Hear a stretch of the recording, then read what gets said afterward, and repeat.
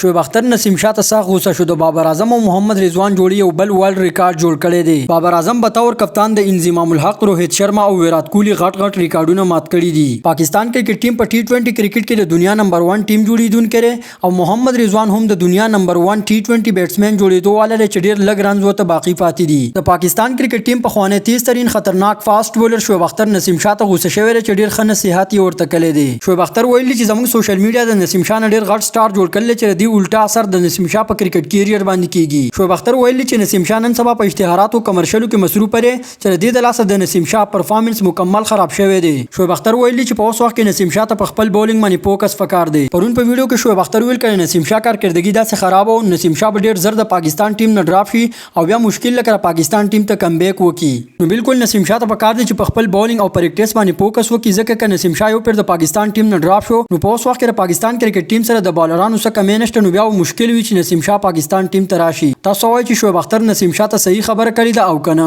د بابر اعظم او محمد رضوان اوپننګ جوړي په انټرنیشنل کرکټ کې یو بل غټ ریکارډ جوړ کړی دی. د بابر اعظم او محمد رضوان جوړي په انټرنیشنل کرکټ کې 19 پیری د 100 پوری پارټنرشپ ریکارډ جوړ کړی دی. بابر اعظم په ټي 20 انټرنیشنل کرکټ کې به تور کپتان یو غټ ریکارډ جوړ کړی دی. بابر اعظم په ټي 20 انټرنیشنل کرکټ کې د دنیا واحد یو داسې کپتان جوړ شو چې په خپل کپتانۍ کې شل میچونه ګټلي دي. پاکستان کرکټ ټیم اوس د آی سی سی په ټي 20 رینکینګ کې په دریم نمبر باندې موجود دی.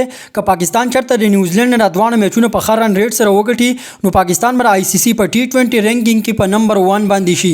پاکستان ته غټ چانس دی چې پاکستان د نیوزیلند نه دوه میچونه په خر رن ریټ سره وګټي نو پاکستان به بیا د آی سی سی په ټي 20 رینکینګ کې په نمبر 1 باندې شي. او وکټ کیپر بیټسمن محمد رضوان یو پیرا بیا په ټي 20 کرکټ کې د دنیا نمبر 1 بیټسمن جوړیږي چې ډیر لږ رنز ورته پاتې دي. د پاکستان او نیوزیلند چې رقم دوه میچونه پاتې دي کبدي کې محمد رضوان 100 رنز وکړو یعنی 50 رنز په یو میچ کې وکړو 50 رنز په بل میچ کې وکړو نو محمد رضوان بر بهارت سوریا کمار یادو شات افریدي او محمد رضوان به یو پیرا بیا په ټي 20 کرکټ کې نمبر 1 بیټسمن جوړ شي. او د احسان الله سره هم زیاته لږه چې په هیم اشرف له پر درې میچونو کې چانس ورکو.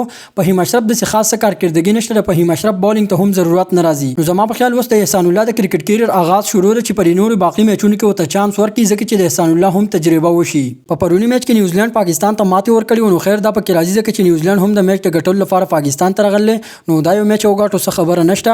خو خاص کر افتخار احمد پکې کمال کړو، په 24 بالونو باندې 75 رنونه جوړ کړو چې ډیر تیز بیټینګ کوي. افتخار احمد اکثر د پاکستان لپاره یو ډیر ښه فینیشر ثابتېږي.